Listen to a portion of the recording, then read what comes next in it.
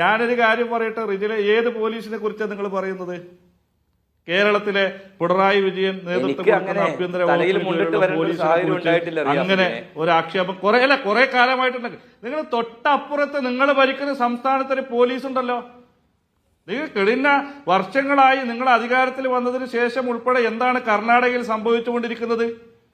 എന്താണ് സംഭവിച്ചത് നോക്കൂ. അവിടുത്തെ മുഴുവൻ മുസ്ലിം സംഘടനകൾ കോൺഗ്രസ് വന്നാൽ കേരളത്തിൽ നോക്കൂ, കർണാടകയിൽ ഞങ്ങൾക്ക് സുരക്ഷ ലഭിക്കുമെന്ന് പറയുന്നത് നിരുപാധികം കോൺഗ്രസിന് വേണ്ടി വോട്ട് ചെയ്ത മുഴുവൻ മുസ്ലിം സംഘടനകളും പരസ്യമായി കർണാടകയിലെ കോൺഗ്രസ് ഗവൺമെന്റിനെതിരായി രംഗത്ത് വന്നില്ലേ?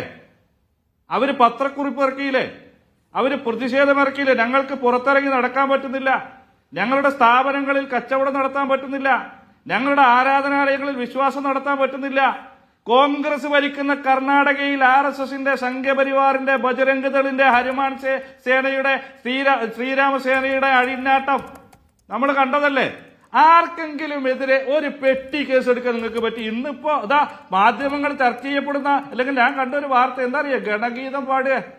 RSSന്റെ ഗണഗീതം പാടുന്ന ആരറിയോ? ആരാണ്? നിങ്ങളുടെ DK.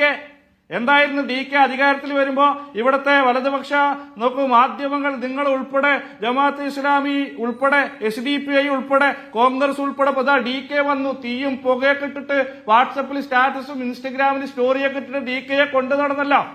നിങ്ങളുടെ DK ശിവകുമാർ RSSന്റെ ഗണഗീതം പാടുകയാണ്. RSSന്റെ ഗണഗീതം പാടുകയാണ്. ഇവിടെ VD സതീശൻ അവിടെ സവർക്കറുടെ ഫോട്ടോക്ക് മുന്നിൽ പോയിട്ട് ചന്ദനത്തിരി കൊളുത്തി സാഷ്ടാംഗ പ്രണമിച്ചെങ്കിൽ അതിനപ്പുറത്തെ പണിയെടുക്കണം കർണാടകയിൽ. അതല്ല കേരളം. ഇവിടെ ഇഷ്ടമുള്ള മതത്തിൽ വിശ്വസിച്ചതിന്റെ പേരിൽ, ഭക്ഷണം കഴിച്ചതിന്റെ പേരിൽ, ആരാധനാ സ്വാതന്ത്ര്യം നോക്കൂ വിശ്വസിച്ചതിന്റെ പേരിൽ ആരും വേട്ടയാടപ്പെടുന്നില്ല. ഒരാളും വീട്ടിൽ കിടന്നുറങ്ങുമ്പോ ഒരു RSSകാരന് മാതിരി ചവിട്ടി തുറന്ന ഒരു മുഹമ്മദ് അഖ്ലാഖിന്റെ വീട്ടിലേക്ക് കയറി പോകുന്നു. റിയാസ് മൗലവിയെ കൊന്നത് ആരാണ്? റിയാസ് മൗലവി കൊല്ലപ്പെട്ടപ്പോൾ പിണറായി വിജയൻ ഭരിക്കുകയാണ്. റിയാസ് മൗലവിയെ കൊല ചെയ്യപ്പെട്ട പ്രതികൾക്ക് ജാമ്യം ലഭിച്ചിരുന്നു. ആ ജാമ്യം നൽകിക്കൊണ്ടുള്ള അവരെ വിട്ടയച്ചുകൊണ്ടുള്ള ഉത്തരവിൽ കോടതി ചൂണ്ടിക്കാട്ടിയ ചില നിരീക്ഷണങ്ങളുണ്ട്. റിയാസ് മൗലവി എന്തിനാണ് കൊല്ലപ്പെട്ടത്? ഫൈസൽ കൊടിഞ്ഞി കൊല്ലപ്പെട്ടത് പിണറായി വിജയൻ ഭരിക്കുമ്പോഴല്ലേ? അവരൊക്കെ കൊല്ലപ്പെട്ടത് മറ്റെന്തെങ്കിലും കുറ്റകൃത്യങ്ങൾ കൊണ്ടാണോ? ഫൈസൽ കൊടിഞ്ഞിയും റിയാസ് മൗലവിയോ കൊല്ലപ്പെട്ടത് ഈ കേരളത്തിലല്ലേ? പിണറായി വിജയൻ ഭരിക്കുന്ന കേരളത്തിലല്ലേ? അവരുടെ പ്രതികൾക്കൊക്കെ എന്ത് സംഭവിച്ചു?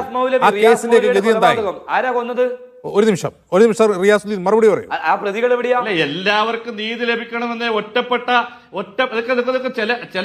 നിങ്ങൾ ഒരു കാര്യം പറയട്ടെ. ഒറ്റപ്പെട്ട കേരളത്തിൽ നിങ്ങൾ ഈ പറയുമ്പോ കേരളത്തിൽ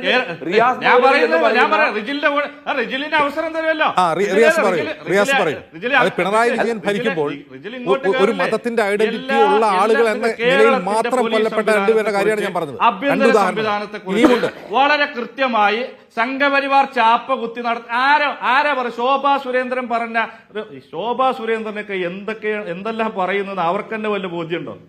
റിയാസിന്റെ ചോദ്യം ശോഭാ സുരേന്ദ്രനാണോ കർണാടകയെ പറ്റി പറയുന്ന ആക്ഷേപത്തിന്റെ വാലിഡിറ്റിയെ ചോദ്യം ചെയ്യാതെ കർണാടകയിൽ ആ പ്രശ്നമുണ്ട് എന്ന് മുഖവിലക്കെടുത്തുകൊണ്ട് ഞാൻ ചോദിക്കട്ടെ, പിണറായി വിജയൻ ഭരിക്കുന്ന സമയത്ത് കൊടിഞ്ഞിയിലെ ഫൈസൽ, കാസർകോട്ടെ റിയാസ് മൗലവിയും കൊല്ലപ്പെട്ടത് എങ്ങനെയാണ്? അവരെ കൊന്ന പ്രതികൾക്ക് പിന്നീട് ഞാനൊരു കാര്യം പറയട്ടെ. എനിക്ക് ഒരൊറ്റ മിനിറ്റ് അദ്ദേഹത്തോട് മിണ്ടാതിരിക്കാൻ പറയും.